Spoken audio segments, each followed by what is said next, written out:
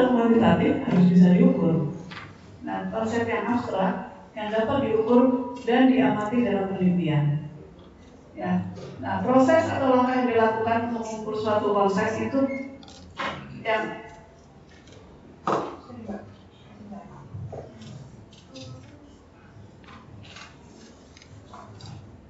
diamati dan diukur. Nah, dalam ilmu sosial banyak sekali konsep. Kalau misalnya kursi, jelas kelihatan barangnya. Ini adalah konsep. Kalau saya tanya Bapak, apa itu kursi? Definisikan kursi. Betul kelihatan barangnya ya? Oh, alat untuk duduk. Alat untuk duduk. Kalau saya duduk di kursi, ayo bisa duduk juga. Iya. Jadi bukan kursi gitu ya. Jadi apa dong? Ternyata susah ya? Kenapa? Ya, kursi yang paling gampang. Apa itu kursi? Kursi adalah benda, rekaman benda ya, bukan manusia, yang digunakan untuk duduk. Pertanyaan saya tadi, saya duduk di lempengan kayu juga bisa. Apakah itu kursi? Bukan. Berarti masih ada lanjutannya. Digunakan untuk duduk yang terbuat dari apa? Misalnya bisa dari ini. Punya, ada plastik, ada besi, ada begitu ya. Kan banyak tuh definisinya kan. Nah, itu yang harus kita cari. Nah, kursi yang barangnya ada aja, definisinya kan gampang ya. Apalagi kayak tadi, bagaimana kualitas hidup Bapak tadi? Baik. Baik itu apa? Ya kan? Nah, itu yang PR-nya kita sebagai ahli ilmu sosial, khususnya di sosiologi, untuk menurunkan, menerjemahkan sebenarnya konsep-konsep yang abstrak itu supaya bisa diukur. Ya.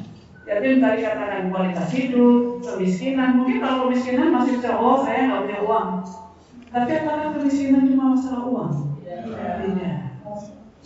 Karena kayak kalau di Swedia atau di Denmark, kalau orang tidak nonton film dalam 1 bulan terakhir itu miskin.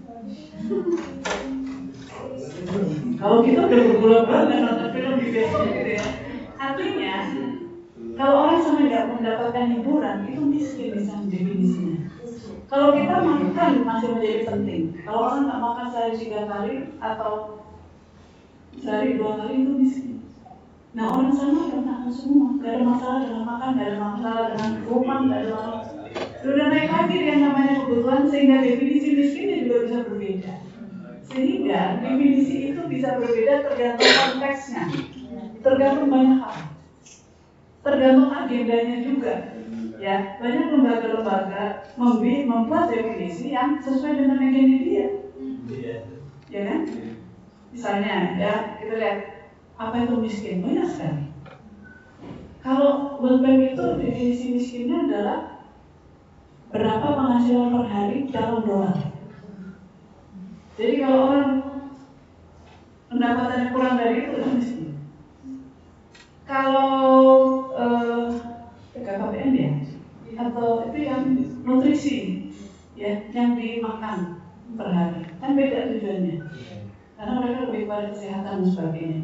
Berapa nutrisi yang dimakan? 2.000 atau sekian. Kalau di bawah itu berarti dia tidak, mungkin kategorinya miskin atau dan seterusnya. Beda-beda. Nah, yang menjadi pertanyaan, konsepnya mana yang saya pakai? Kemiskinannya siapa yang saya pakai? Tergantung kebutuhan peneliti. Peneliti membutuhkan penelitian untuk melihat apa? Semata-mata uangkah? Atau kaitannya dengan nutrisinya kah? Atau hal lain lagi. Sehingga dari berbagai banyak konsep di dunia ini yang begitu banyak, kita harus memilih. Nah, seperti itu pun udah PR ya. Mana ya yang saya pakai ya? Penelitian saya melihat apa sih? Konsepnya siapa yang pas gitu kan? Kemarin saya bimbingan mahasiswa S1. Dia mau melihat bagaimana ketok tular. Itu ketok tular itu tradisi mana ya? Jadi apa yang saya omongin nanti nyampe ke Bapak, nanti ke sana. Penyampaian informasi. Dibingungi apa sih Mbak? Ya saya maunya itu lah, itu apa konsepnya sebenarnya? Jadi dia mau melihat bagaimana informasi yang disampaikan dari mulut ke mulut itu sebenarnya membuka peluang orang untuk mendapat pekerjaan gitu loh. Terus dia nanti ini apa nih? Saya bilang, apakah kamu mau melihat jaringan sosialnya? Social network. Bisa. Orang yang punya jaringan sosial, nanti penyampaian informasi misalnya bukan. Perusahaan itu nggak naruh di secara formal, tapi dia merekrut orang dari mulut ke mulut. Atau saya ada kenalan Kordal di sana, gitu kan? Kan yang tidak secara formal. Jadi saya harus mengangkat itu konsepnya apa? Jejaringnya, berarti jaringan sosial atau kapital sosial kah? Yang mana? Nah di situ baru kita bisa menemukan. Kalau dia cuma bicara mengenai mulut ke mulut dari orang-orang, ini apa nih? Jadi kadang fenomenanya itu kan ada di depan mata, tapi kita nggak tahu ini nih apa sebenarnya persoalannya, gitu kan? Nah itu tugasnya kita nih para dosen itu untuk mengangkat, ayo ini apa yo? Saya udah berpikiran nih jangan-jangan kamu mau lihat jaringan sosial seseorang itu sudah membantu seorang untuk mendapatkan pekerjaan. Iya, teman. Jadi maksudnya bisa. Iya, seperti itu. Nah itu contoh-contoh. Nah itu yang memang betul butuh perhatian ya. Nah kemudian kita nah, konsep-konsep tersebut tidak bisa langsung diukur begitu saja, maka peneliti perlu menjabarkannya. Nah ini tugasnya saya sesi kali itu adalah membantu teman-teman membuat matriks ini. Ada konsep, lalu ada variabel, tadi Mbak Lydia sudah menyebutkan juga ya. Ada dimensi, indikator, kategori, skala pengukur, pertanyaan. Ini apa sih kayak gini? Gak apa-apa, nanti kita pelan-pelan. Tapi ini yang mengoperasionalisasikan konsep ini harus bisa mengisi ini. Ya. Nah, sebelum sampai kepada pengisian, saya akan kasih beberapa contoh. Saya akan agak banyak melihat mengenai skala pengukuran. Saya rasa teman-teman sudah tahu ya Bapak Ibu. Sudah familiar dengan ini? Ada skala pengukuran nominal, ordinal, interval. Udah dong. Ada yang masih apaan ini? Pernah baca? Dulu tahu sekarang lupa? Iya. Dulu nggak tahu sekarang juga tetap nggak tahu. Ya, jadi kalau kita nanti sudah menurunkan ke dalam kategori dan sebagainya, kita harus tahu variabel kita itu sebenarnya masuk nominal, ordinal, interval. Nah ini adalah gini. Ini adalah sifat yang ada di dalam survei, misalnya umur atau jenis kelamin. Jenis kelamin itu, jadi ada kategorinya adalah, ini kalau untuk highlight ya. Oh ini. Ya, jadi setiap variabel, misalnya kayak tadi, kemiskinan, variabel tingkat kemiskinan, dia itu apa? Nominal, ordinal, apa? Atau misalnya tingkat kedisiplinan tadi ya, tingkat kedisiplinan itu kira-kira variasinya apa? Sangat disiplin, tidak disiplin, disiplin dan tidak disiplin bisa juga. Sangat disiplin, ada disiplin, kurang disiplin bisa juga kan? Atau, nah kalau saya bilang sangat disiplin, agak disiplin dan tidak disiplin, itu ada urutannya? Ada. Mana yang paling tinggi tingkat kedisiplinannya?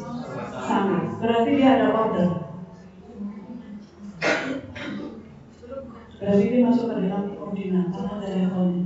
Tapi kalau suatu variabel yang tidak ada ordernya kayak tadi Mbak Lydia, jadi kelamin, apakah satu lebih tinggi dari yang lain?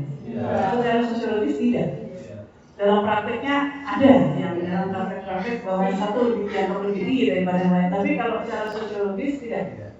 Artinya semua itu hanya kategori, ya. Artinya dia di nominal hanya kategori, tidak ada urutannya.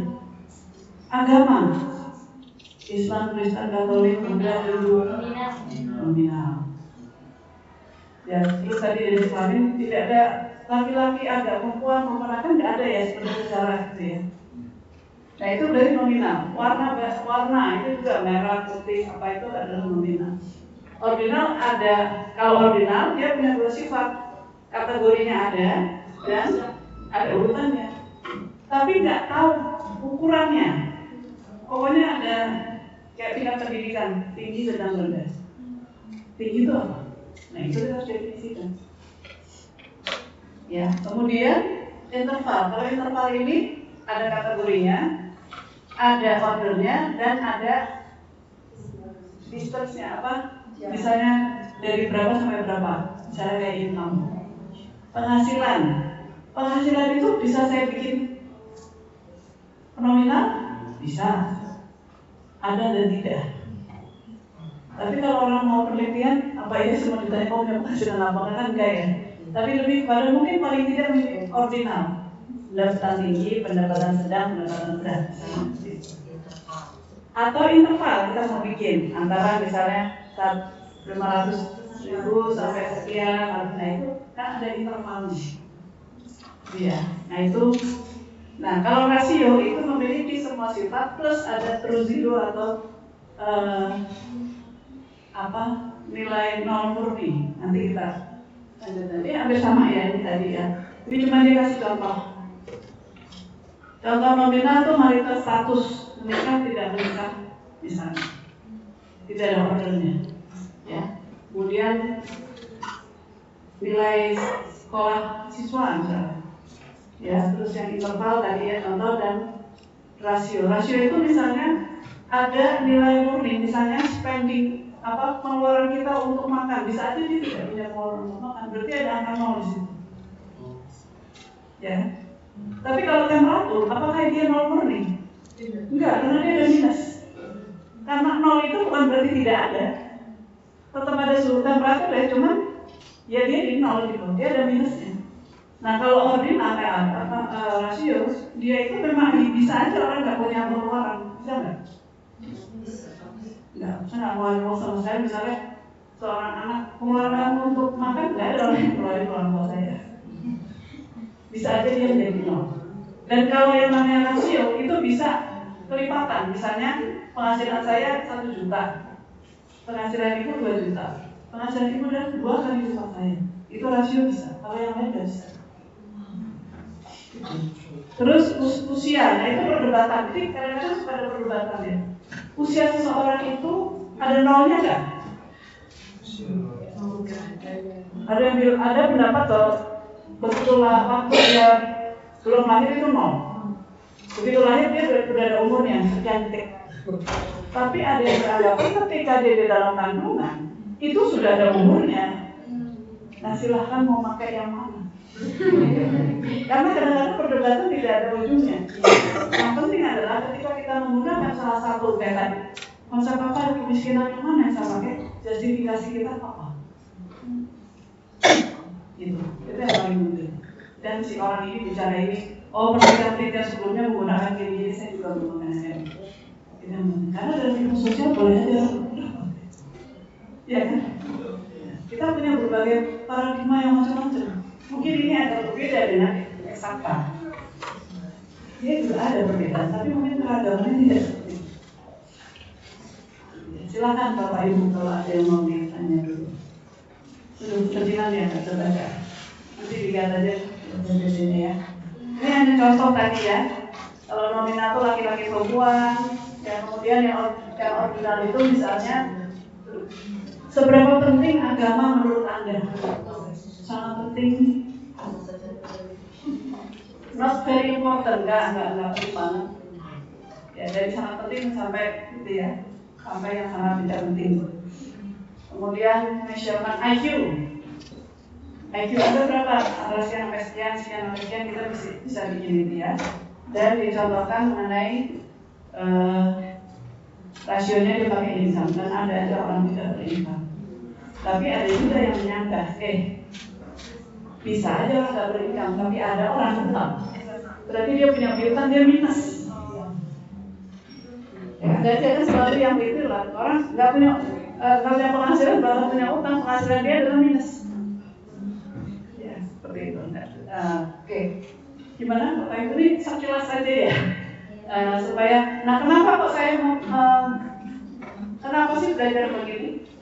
Karena skala pengukuran ini menentukan angka statistik alat statistik apa yang akan kita gunakan ketika nanti kita mengeluarkan data.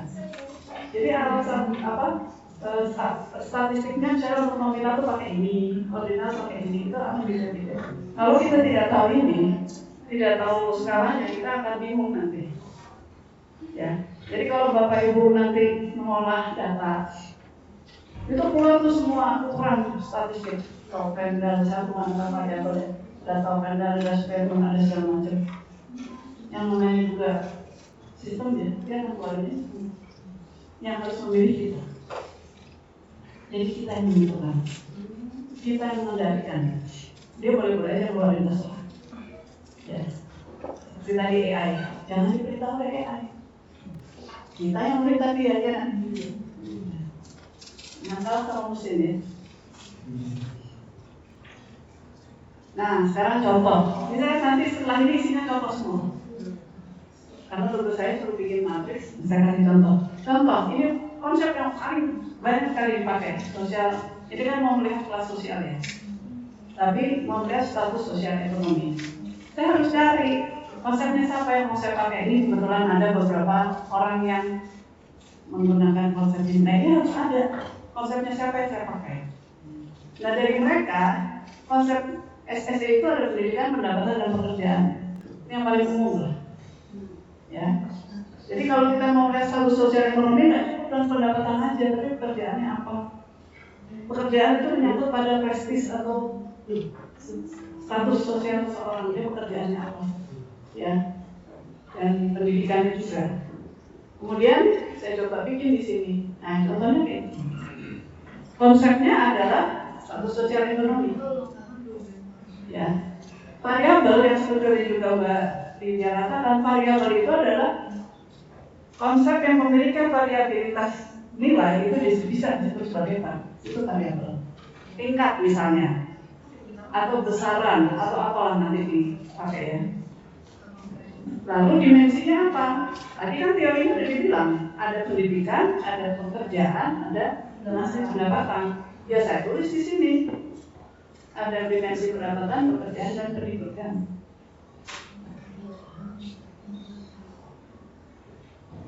Ya, lalu nanti kategorinya bisa bawah, menengah, atas, bawah, menengah, atas, dan sebagainya.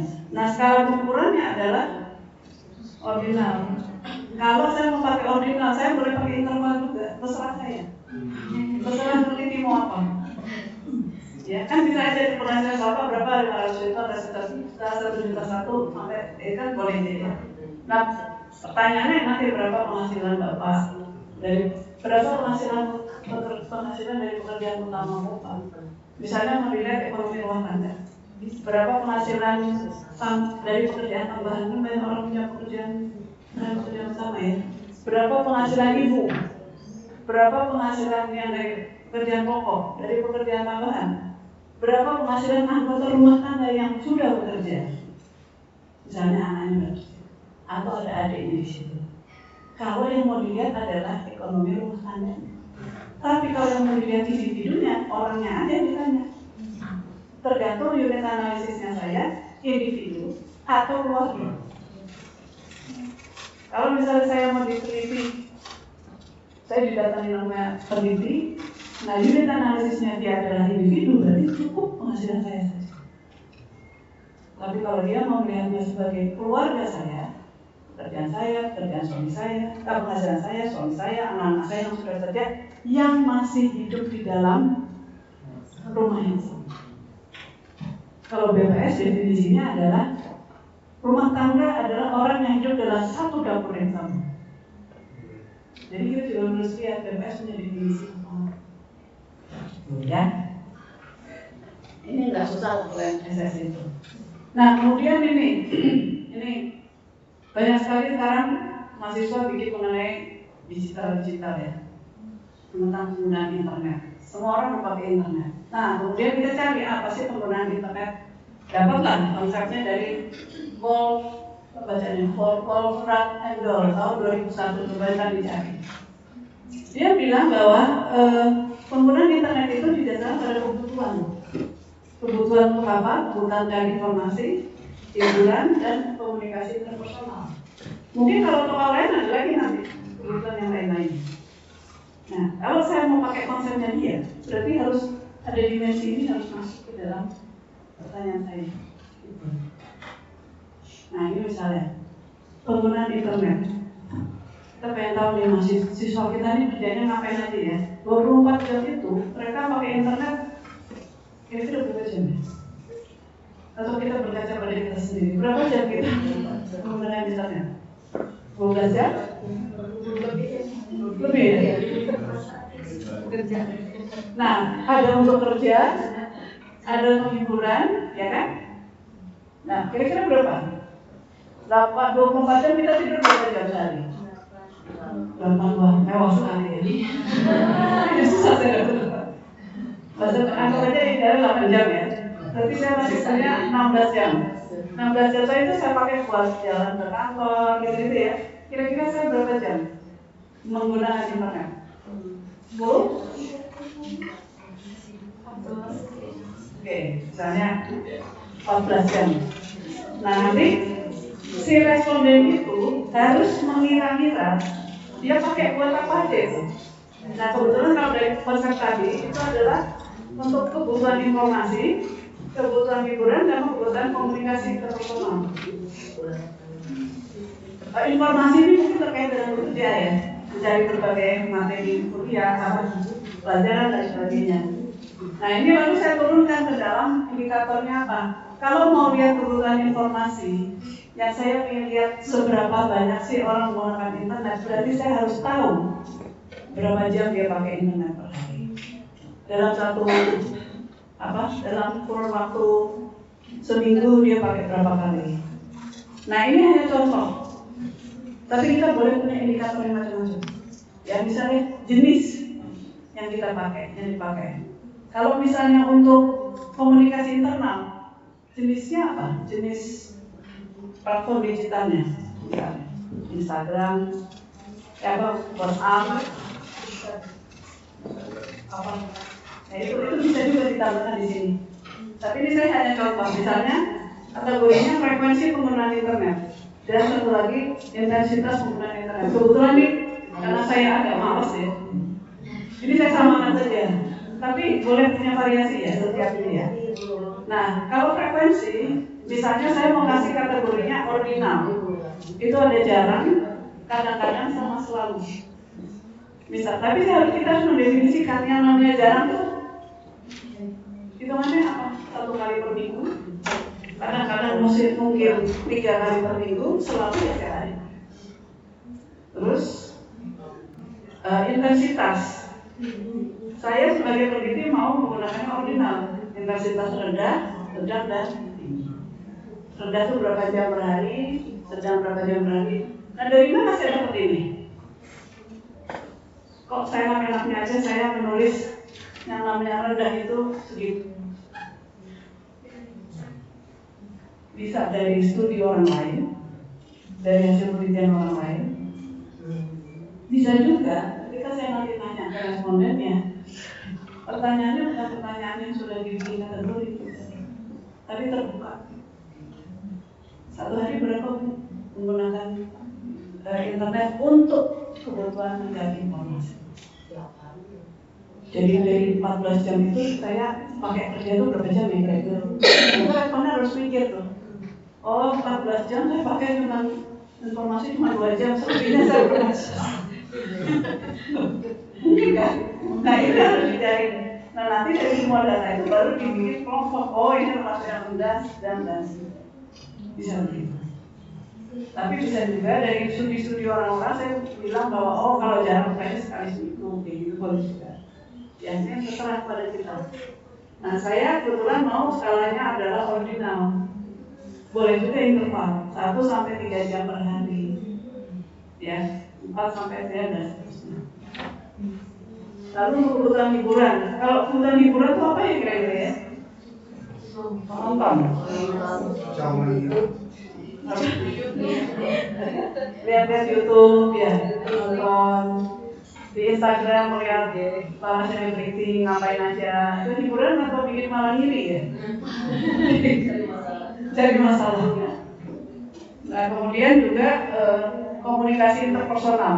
Nah mungkin nanti akan ada yang bertanya, jangan-jangan komunikasi itu adalah hiburan menurut saya. Mungkin nggak? Nah kalau ada begitu berarti kita harus jelas mendefinisikan apa itu kebutuhan komunikasi, apa itu kebutuhan hiburan. Nah itu semua harus didefinisikan dengan jelas dari konsep yang ada yang dipakai oleh Pak tadi itu. Ya, jadi kita harus berpegang pada konsepsi X. X itu bicara kebutuhan informasi itu apa? Tapi kadang-kadang seperti tadi juga disampaikan, kayaknya kurang deh cuma dia aja. Kayaknya saya perlu dari orang lain. Boleh nggak? Boleh dan harus ditulis. Saya menggunakan pikiran ini dan ini karena kan gampang. Kira-kira apa lagi ya orang pakai internet itu berapa lagi kira-kira? Ada nggak yang kurang? Cari informasi, berbisnis, ya, belanja, belum ada di sini. Berarti saya boleh aja kan cari orang lain supaya bilang Pak. Termasuk juga di sini untuk indikatornya saya juga boleh menambahkan jenisnya.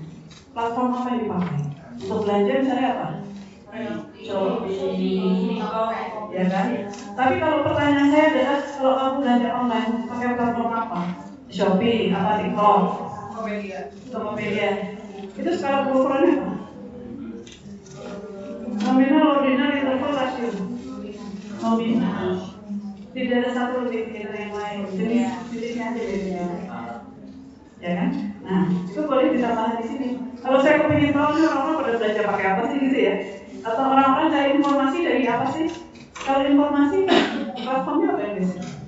Google. Apa lagi? Wikipedia. Ya itu bisa dijadikan tambahan di dalam indikator. Dan apa lagi terserah. Atau misalnya bisa lagi. Misalnya untuk siswa ya, siapa yang mendampingi siswa ketika menggunakan internet? Misalnya bapak ibu pengen kan berarti harus ada indikator lain. Selain frekuensi, selain intensitas, selain jenis, aktornya siapa nih yang mendampingi? Bapak, ibu, kakak, adik, teman, ya kan? Nah, itu bisa juga ya. Ya itu ditambahkan di sini. Indikator. Jadi indikator bisa banyak tergantung kebutuhan kita mau mencari informasi. Silakan dulu tanya. Ada yang mau disampaikan? Agak jelas nggak dengan begini? Nah jadi tugasnya nanti begini. Nah nanti ini saya belum tulis pertanyaan, nanti baru pertanyaannya nih. Misalnya berapa kali dalam satu minggu Bapak Ibu menggunakan internet, berapa jam dalam sehari platform internet apa yang dipakai untuk mencari informasi, dengan siapa Bapak Ibu. Kalau untuk siswa misalnya pendamping ya, biasanya dari mana Bapak Ibu belajar menggunakan itu. Kalau kita mau tahu orang bisa itu dari mana. Nah itu nanti ditanya. Jadi yang namanya pertanyaan itu, kuesioner itu tidak duduk ada. Saya pernah punya kasus belum jelas operasionalnya, tiba-tiba saya sudah punya pertanyaan ini tapi nggak boleh kayak gitu. Pertanyaan itu justru di ujung setelah proses yang seperti ini. Ini artinya dia menurunkan abstraksi konsep ke dunia empirik itu sebenarnya. Dunia empiriknya adalah pertanyaan. Misalnya tadi, saya nggak nurunin yang kualitas hidup ya. Kira-kira kalau kualitas hidup dimensinya apa? Atau yang lain lah misalnya. Bagian itu bagian dari kualitas hidup. Apa? Misalnya, konsepnya adalah tadi kualitas hidup.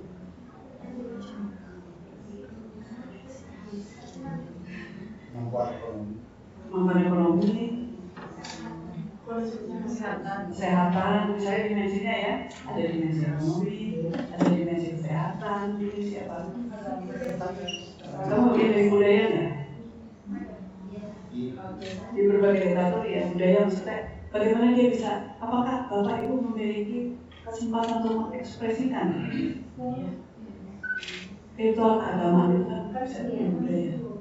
Jadi bisa ekonomi, bisa kesehatan, bisa budaya. Kalau sosial apa ya kira-kira? Apa? Misalnya saya happy nih, kualitas hidup saya secara sosial, tapi apa? Pertemanan itu relasi ya. Bagaimana kamu berrelasi, punya relasi nggak? Kamu punya teman nggak? Dan dapat kamu punya teman. Bagaimana relasi dia dengan orang lain? Nanti diberikan lagi relasi itu pada siapa? Orang tua, saya keluarga, kerabat, teman. Sebenarnya ya, untuk bisa lagi detail lagi, bisa jadi sukses lagi tadi. Kesehatan bisa dua, apa? Fisik dan mental. Kesehatan fisik seperti apa? Kesehatan mental, ya kan? Budaya bisa budaya itu bisa agama, bisa budaya tradisi. Ya. Bapak Ibu bisa menjalankan ibadah dengan rasa aman, bisa ke masjid, bisa ke gereja, bisa melakukan kegiatan keagamaan. Tapi kalau yang lebih budaya, apakah Bapak Ibu bisa mengekspresikan, melakukan tradisi adat istiadat Bapak dalam upacara-upacara misalnya pernikahan, itu kan juga bisa. Jadi banyak banget ya masalah kualitas hidupnya dari 4 dimensi itu banyak banget. Kebayang kan? Nah itu nanti dicari konsepnya siapa, nanti variabelnya apa. Nah dimensinya tadi ekonomi, ya, kesehatan, budaya, sosial, politik mungkin. Kalau politik ada nggak? Ada. Cara apa? Memilih dan dipilih, berorganisasi, melakukan gerakan. Saya merasa aman dan saya boleh melakukan gerakan, saya ikut demo buruh atau melakukan gerakan tertentu, ikut organisasi. Bisa juga. Pertanyaan nanti kamu yang kenapa? Iya kan? Nanti di situ dari kesehatan tadi, indikatornya adalah kesehatan fisik dan mental. Kesehatan fisik indikatornya apa? Untuk saya melihat saya itu sehat, saya melihat apanya? Kenapa? Kenapa? Bisa beraktivitas, bisa beraktivitas tanpa dibantu, misalnya itu. Nah, itu harus dicari oleh konsepnya siapapun itu yang nanti dibina. Kesehatan mental itu apa sih? Yang dicari. Dan ditulis di sini, nanti dia pilih pertanyaan yang banyak sekali. Tapi nggak apa-apa kan? Kalau memang mau bikin itu. Gak apa-apa, kemudian juga saya kan seperti itu. Ada yang mau, saya hanya ditugaskan Mas Akti ini untuk supaya Bapak Ibu teman-teman itu punya bayangan ya. Ini bukan sesuatu yang menyeramkan membuat ini, tapi kalau kita paham itu kita bisa menurut diri ya satu persatu ya seperti ini. Oke, kemudian nanti tadi gara-gara ada bullying, saya tambah ini bullying. Bullying ini mungkin sangat relevan ya untuk siswa ya. Di tempat kerja juga sih sebenarnya. Bullying, ada banyak konsep bullying. Kebetulan saya memilih ini dari Dan Always, dari dia psikolog ya, psikolog Swedia dan Norwegia. Dia mendefinisikan bullying itu perilaku agresif yang dilakukan secara berulang-ulang. Jadi tidak satu kali, ya, dengan tujuan menyakiti, di mana terjadi ketidakseimbangan kekuatan atau kuasa antara pelaku dan korban sehingga korban sulit untuk membela diri. Nah, kalau kita mau misalnya mau meneliti bullying, yang mau diteliti pelakunya atau korbannya, harus sudah setuju. Bisa pelaku bisa korban. Kita memilih yang mana? Ya. Nah, kemudian bentuknya bisa fisik, verbal, sosial, yang bersifat relasional, dan juga cyberbullying yang sekarang sangat banyak dan membuat pada stres ya kalau terjadi di dunia maya. Sekarang banyak dialami oleh anak-anak generasi ya Z dan seterusnya itu. Tapi bisa juga kalau konsep dari orang lain mungkin ada yang lain lagi gitu loh. Ya Ya, nah ini kebetulan ada 4. Yang kemudian coba kita bikin tingkat bullyingnya seberapa. Ini misalnya ini si korban ya.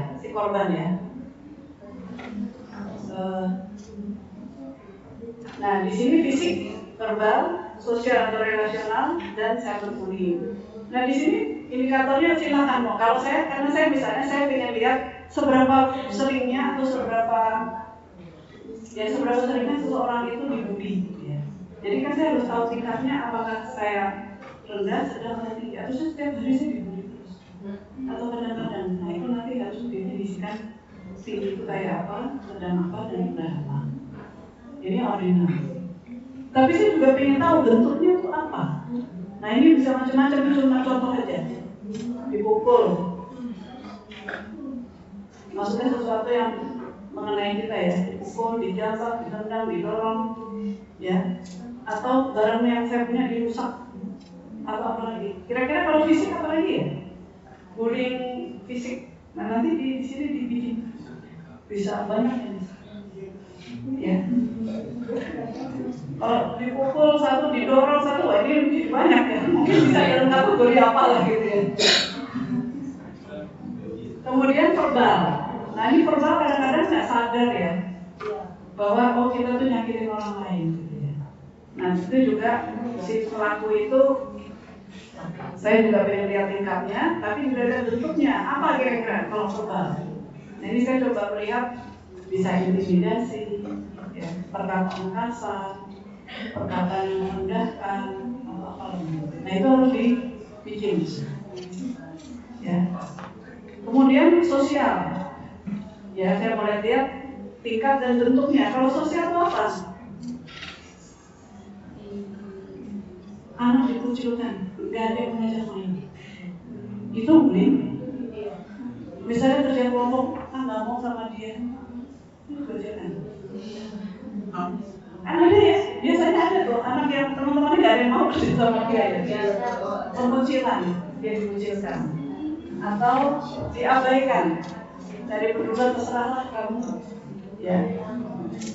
Diprovokasi, itu secara sosial. Ya itu yang harus. Nah dari mana saya dapat bentuk-bentuk ini? Baca. Seperti tadi Mbak Lydia bilang, baca dan baca. Cari berbagai literatur bentuk-bentuk bullying itu apa aja. Nah sekarang bentuknya cyberbullying, coba. Cyberbullying itu, ini saya cuma baru nulis 2 nih. Mengirim pesan-pesan yang menghina seseorang, ya, atau mengirim foto-foto yang memalukan. Apa lagi kira-kira? Komen-komen yang negatif. Apa lagi kira-kira? Banyak banget sekarang cyberbullying. Menghina fisik tapi di media. Apa lagi? Kenapa? Ada lagi mungkin. Nah ini diidentifikasi satu-satu. Dan bentuk-bentuk ini bersifat nominal. Yakin? Atau saya mau mengaku, boleh nggak saya menganggap bahwa kalau cuma dicubit itu malah rendah dibanding digebukin misalnya, sehingga ada degree. Siapa tahu Bapak Ibu mau enggak, saya nggak sekedar nominal, cuma dipukul, dijambak, dikeroyok, ditusuk. Apakah itu mau dianggap sama? Atau mau dibikin bahwa ada ordernya? Itu keputusan ada di peneliti. Kalau kamu cuma dicubit ini, sama kamu di apa kira-kira kejahatan yang sangat dilukai, disundut oleh korek api, kan lain ya. Nah, boleh saja peneliti melihat ada derajat bullyingnya itu dari perilakunya itu. Kalau dicubit itu cuma 1 kan, tapi kalau ini bisa 5. Nah, itu terserah kepada kita. Atau mau dianggap sebagai nominal saja, tergantung tujuan dari penelitian. Kalau misalnya penelitiannya saya ingin semakin apakah perilaku bullyingnya ini memang semakin ganas gitu ya? Mungkin perlu ada degree dari perilaku. bukan sekedar berapa kali kamu dipukulin, tapi jangan-jangan dipukulin, dikeroyok, disulut itu memang lebih besar daripada sekedar dicubit. Ya, nah ini keputusan sepenuhnya ada di tangan dengan didasarkan pada literatur. Baca. Ya. Boleh pakai AI untuk ini aja. Oh, tokohnya ini, nanti dicari tokohnya dong. Nanti AI aja. Ya, dicari pemikirannya. Nah, termasuk indikatornya ini boleh macam-macam. Ini kebetulan saya cuma sama, tapi bisa aja misalnya fisik ada tingkat, ada bentuk, dan ada yang lain lagi. Siapa pelakunya atau aktornya? Mungkin tidak. Di sini misalnya, kira-kira kalau Bapak Ibu di sekolah ketemu nggak anak-anak yang dibully? Tahu lah pasti. Misalnya mereka biasanya kena yang mana nih? Yang banyak? Ada sosial, dikucilkan, apa lagi? Diejek itu verbal mungkin? Ya. Nah, di sini apakah Bapak itu merasa perlu melihat siapa yang melakukan? Berarti harus ditambah aktor di sini. Siapa yang melakukan? Senior, kakak kelas, guru, siapa lagi? Kepala sekolah, teman sebaya yang sama-sama kelas, alumni. Kan kadang-kadang suka ya yang gebukin tuh alumni. Iya kan? Nah, ini kan kalau Bapak Ibu merasa perlu ditambahkan di sini ada tingkat, ada bentuk dan pelaku. Siapa pelakunya? Nah, nanti kalau bertanya siapa sih yang melakukan kekerasan fisik ke kamu? Oh, ada pilihannya tadi ya, kakak kelas, teman sebaya, guru, kepala sekolah, alumni misalnya. Tapi saya dipukulin sama guru, dipukulin sama kakak kelas sama alumni, boleh dua nggak minta jawabannya? Boleh. Berarti ketika kita bertanya kita kasih opsi, boleh jawaban lebih dari satu. Karena kita tahu, kita punya kebutuhan untuk tahu siapa aja sih kamu yang membuli seorang. Karena mungkin tidak hanya satu. Kalau hari Senin biasanya dipukulin sama kakak kelas. Hari jadwal ya. Berarti kan ada banyak itu. Berarti aktornya lebih dari satu. Nah itu harus disebutkan. Jadi pertanyaannya nanti tidak hanya siapa yang melakukan ini, bisa hanya pidana satu atau boleh lebih dari satu. Bisa aja 5-5 yang melakukan. Sehingga kita tahu, oh biasanya yang suka melakukan kekerasan fisik itu kakak senior. Yang verbal ini siapa? Bisa nggak? Bisa lebih kaya. Apalagi kira-kira bullying? Selain bentuknya, selain aktornya, akibat. Berarti ditambahkan di dalam indikator mengenai akibat atau dampak dari bullying fisik terhadap korban, bullying verbal terhadap korban. Dampaknya apa kira-kira? Masalah itu yang untuk kekerasan bullying yang mana? Di semuanya atau di bullying tertentu? Di semuanya. Berarti itu menjadi salah satu jawaban. Apa akibat dari bullying itu ke siswa? Bapak Ibu masih lebih tahu dari saya. Masa trauma. Apalagi tidak percaya diri. Ya. Nah itu bisa. Berarti kalau itu dianggap perlu, indikatornya ada minimal ada 4. Berapa kali dia dipukulin atau berapa sering, bentuknya seperti apa, siapa pelakunya, apa dampaknya. Tapi kalau saya dampak, saya pengennya cuma yang di fisik aja, jadi yang lain nggak apa juga, nggak harus sama, nggak harus seragam ya, boleh. Misalnya di cyberbullying ternyata ada yang lagi ternyata. Kalau misalnya kerugian ekonomi, kan banyak yang di apa istilahnya dipalakin itu. Itu gimana tadi itu saya minta uang itu kekerasan apa tuh? Kekerasan fisik. Ada barang kita yang dilukai atau dihilangkan. Ya, jadi bukan hanya masalah mental itu, tapi juga masalah kerugian material. Mungkin ini ada di dalam yang fisik, tapi mungkin tidak yang di verbal. Nah itu bisa bervariasi tergantung pada.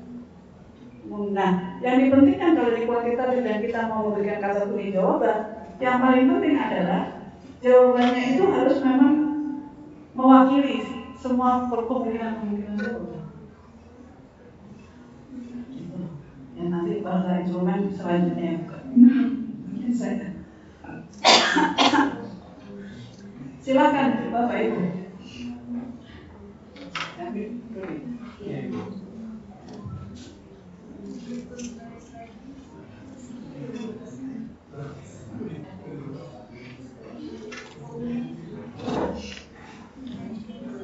Silakan Bapak Ibu kalau ada yang mau disampaikan atau mau ditanyakan.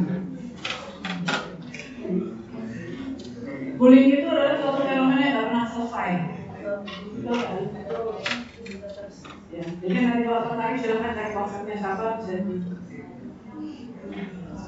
Ini contohnya seperti ini ya. Nanti pertanyaan-pertanyaan seperti itu ya. Apa yang bisa melakukan?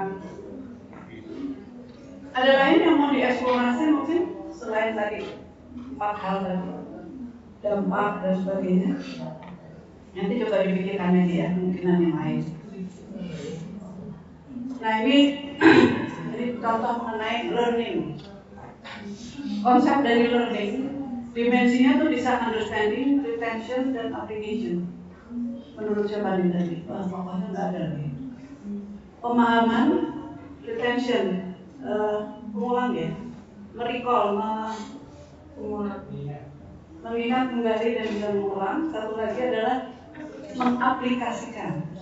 Jadi kalau saya mau lihat mengenai learning, saya perlu tahu understanding, dimensinya ada di understanding, ada retention, dan ada application. Understanding itu apa indikatornya? Bisa menjawab pertanyaan dengan tepat. Ya ini. Terus memberi give appropriate example. Siswa itu bisa memberi contoh yang cocok. Dia paham. Ya, itu indikatornya. Kemudian untuk dimensi yang retention, recall material after some lapse of time. Misalnya bisa mengungkapkan kuliah saya tadi dan dia ada lapse time. Jadi bukan habis saya kuliah saya tanya, tapi minggu lalu saya kuliah tentang apa, kamu bisa recall-nya, bisa mengungkapkannya. Kita mau lihat dia bisa ingat ya. Atau saya juga lupa kemarin ada di kelas atau enggak, berarti ini lupa tidak atau enggak. Jadi kacau. Terus application itu solving problems, applying concept understood and recall, dan satu lagi integrate with other relevant material, yaitu mengaplikasikan terus ini ada masalah ini, kira-kira solving problemnya apa ya? Dia bisa. Nah ini bisa jadi indikator, kemudian diturunkan lagi gitu. Gimana? Bisa kan? Yang penting konsepnya dulu. Kemudian contoh lain mengenai kohesi sosial. Kohesi sosial ini banyak sekali konsep mengenai kohesi sosial. Nah kohesi sosial itu dimensinya apa? Relasi sosial. Menurut konsep ini, attachment atau belonging to social entity, keterikatan atau belonging itu apa? Saya menjadi bagian dari sebuah organisasi, sebuah keluarga, sebuah lembaga ya. Dan satu lagi orientasi towards the common good ya, orientasinya terhadap suatu hal ya. Nah jadi ketika kita mau melihat social cohesion, ternyata kalau yang kita pikirkan ya seberapa erat ya. Ya kan, ikatan-ikatan ternyata tidak cuma itu. Dia merasa menjadi bagian dari sebuah kelompok, itu menjadi sebuah bagian dari kohesi sosial. Supaya kalau orang tidak punya rasa menjadi bagian dari apapun, misalnya dia nggak punya keluarga, dia tidak pernah merasa menjadi anggota dari keluarga, dia tidak punya teman, kira-kira kayak apa ya? Nah di situ bisa dilihat. Nah kalau misalnya mengenai attachment atau belonging to social entity, kalau dimensinya itu, indikatornya kira-kira apa? Belonging terhadap sebuah entitas, apa tadi? Belonging tadi? Merasa menjadi bagian dan juga adanya keterikatan terhadap suatu. Kira-kira indikatornya di Bisa apakah keluarga, teman itu teman kerja, teman di rumah, teman dari hobi, bisa ya? Kan banyak pilihannya. Teman atau kelompok keagamaan tertentu, bisa kan? Nah itu bisa digabungkan. Saya nggak merasa memiliki ketertarikan dengan keluarga, tapi saya memiliki ketertarikan dengan kelompok keagamaan lain. Nanti di breakdown lagi, kamu ngapain aja? Kamu merasa dekat dengan orang, sama agama, melakukan kegiatan bersama kah? Itu bisa di-breakdown lagi. Itu koeksi sosial menurut versi ini, tapi boleh versi yang lain. Begitu. Nah ini referensinya. Dan sebenarnya ada contoh yang mau tanya dulu silahkan. Terbayang atau tidak? Ini kan nanti akan dibuat ya dalam praktek kalau melakukan kuantitatif. Yaitu dibikin seperti ini. Nah, bisa saja nanti saya mau lihat apakah ada pengaruh antara SSE dengan kemungkinan seorang menjadi korban bullying. Bisa kan? Bisa. Yang saya baca-baca di media itu banyak anak-anak yang mampu malah menjadi korban bullying. Bukannya dia ditolong, tapi dia dijadikan korban karena kain, belum bayar uang sekolah, ya kan? Bajunya jelek, ya, gak bisa beli sepatu, ya kan? Nah bisa aja kan kita mau lihat jangan-jangan ada relasi antara SSC dengan bullying. Bagaimana kemungkinan dia menjadi korban bullying? Berarti harus dioperasionalkan dua-duanya tadi, SSC dan perilaku bullyingnya ini. Kalau misalnya kira-kira kalau orang dibully itu penyebabnya apa? Mungkin dia kaya atau miskin. Kira-kira kemungkinannya apa?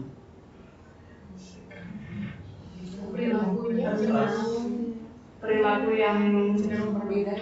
Nah berarti itu juga bisa dijadikan variabel menyebabkan seseorang bisa menjadi korban bullying. Bukan hanya kondisi ekonomi, tapi juga perilaku seseorang yang kadang-kadang nyantrik ini orang ya agak beda atau apa ya, aneh. Kalau kita kan biasa tuh kalau yang di luar biasa tuh disebutnya aneh dan itu salah. Terus nah berbagai kemungkinan itu bisa menjadi variabel yang menentukan, dan itu bisa aja kita bikin jadi 5, 6 terus lah. Cuman kalau banyak variabelnya ya banyak PR-nya. Apa lagi misalnya? Cacat fisik ya bisa. Nah itu kalau yang dianggap di luar normal dalam tanda kutip itu dianggap aneh, dianggap salah. Nah ini bisa dong kita bully gitu kan? Kan orang Indonesia sebenarnya gitu ya. Kalau ada orang yang agak berbeda itu jatuhnya aneh dan kita bisa melayani dia. Bukan dianggap sebagai suatu keunikan, tapi dianggap sebagai sesuatu yang salah. Itu benar atau enggak? Tapi kan kenyataannya gitu ya. Oke, jadi itu ya. Jadi bisa dilihat nanti seperti itu yang dibuat. Kalau satu lagi bisa nggak? Yang contoh. Saya kalau masih teori aja enggak itu ya. Lebih baik saya langsung kasih contoh. Teorinya bisa beda sendiri. Yang contoh yang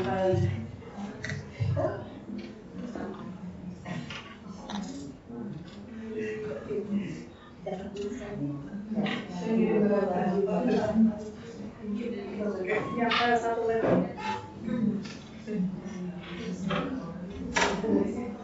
Ini tutup aja apa?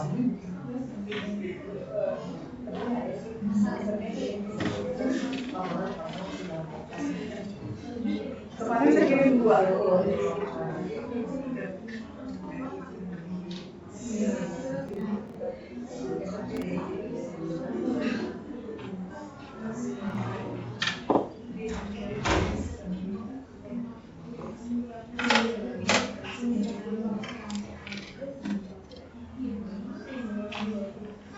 Sambil menunggu ini sebenarnya fenomena yang menarik apa yang bisa dikaji di sekolah sekarang?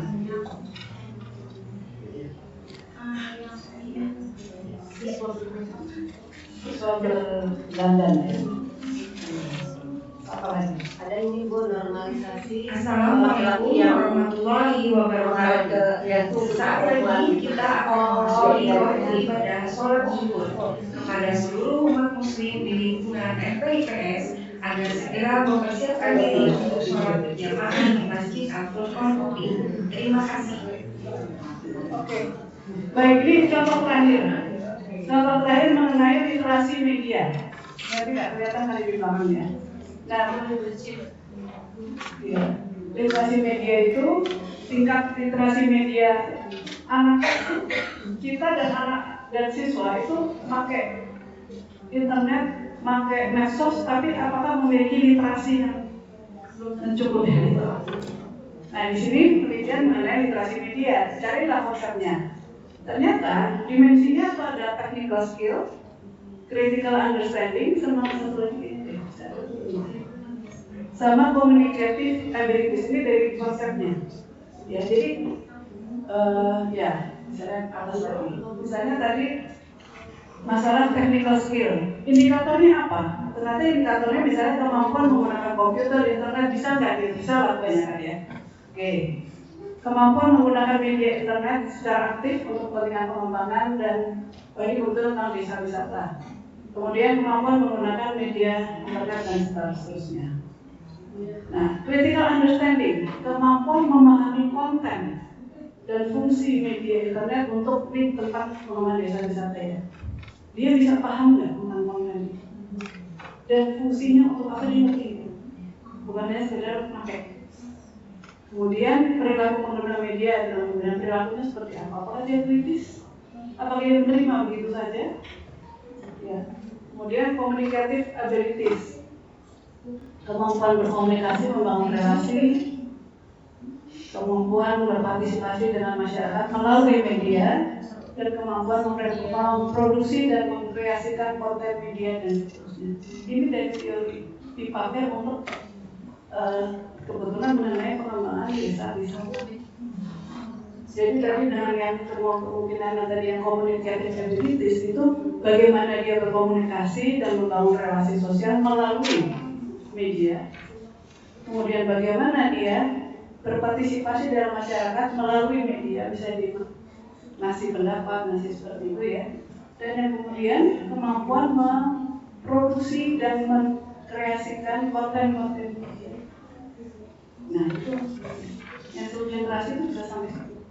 Bukan sekedar pakai tanpa dia tidak tahu isinya apa, dia tidak tahu fungsinya apa, dan dia biasanya hanya, saya nggak tahu ya, jangan-jangan lebih banyak yang pasif ya, atau kalau anak-anak itu kebanyakan pakai medsos itu dia pasif, banyak baca, atau dia aktif juga memberi komentar.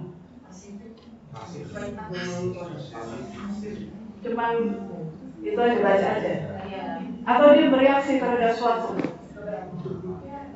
Ada juga yang memberikan reaksi ya terhadap suatu fenomena tertentu, dia memberikan pendapat gitu. Tapi apakah sebatas itu? Jangan-jangan dia cuma situ aja. Tapi dia tidak bisa yang namanya mereproduksi atau memproduksi sebuah konten-konten yang edukatif. Itu dari evaluasi. Jangan-jangan kita hanya sampai sana. Ya paling cuma komentar, gimana sih gitu. Tanpa juga dipikir apa sih maksudnya, makna dari suatu kan, apapun yang disodorkan di dalam media itu pasti punya makna. Maknanya tergantung pada dan agenda sih yang memberi, yang masukkan postingannya. Dia punya agenda apa? Itu yang kita sebenarnya tidak tahu. Sehingga kita percaya aja. Kalau Bapak Ibu nonton TV harus juga tahu nih stasiun TV-nya begitu. Kalau ada bencana alam, kenapa kok dari penggalangan dana dari organisasi ini terus ya? Nah itu kan yang pemilik itu ya harus tahu tuh. Sehingga nggak bias. Pantesan media ini mau media ini ya dia organisasinya ini. Kenapa sih si A ini mau dijelek-jelekan dulu? Oh dia musuhnya pemilik ini. Nah, konstelasi itu yang tidak semua orang paham. Sehingga apapun yang diungkapkan punya agenda dari orang yang memberikan. Jadi opini dia digiring kan, sesuai dengan maunya sih. Bisa itu buzzer, ya, bisa itu apapun. Nah, apakah anak-anak kita atau kita sendiri gampang sekali terbawa oleh tergiring opininya? Harusnya tidak ya. Oh iya ini begini ya, lo bingung ya. Nah itu yang disebut literasi, kemampuan dia untuk mengolah. Saya kadang-kadang ini siapa sih yang punya ini buzzernya siapa sih gitu. Oke. Begitu informasi dari yang bisa saya sampaikan, semoga agak menjelaskan dan bisa kebayang kira-kira apa yang akan dibuat nanti di dalam latihan. Silakan kalau ada yang mau disampaikan, atau mungkin ada tambahan nggak Mas Saksi, Mas Nano, Mbak Divya? Siapa tahu ada yang kelewatan. Jadi inti dari semua pengertian ini adalah baca. Gitu aja sih sebenarnya. Baca dan baca. Baca sebanyak-banyaknya suatu konsep, bandingkan, kritisi, dan mana yang paling sesuai dengan kebutuhan. Ya. Oke. Tidak ada? Kalau tidak ada, selesai ya Mas Taufik, Mbak Aya. Oke, baik, terima kasih Bapak Ibu, sama-sama.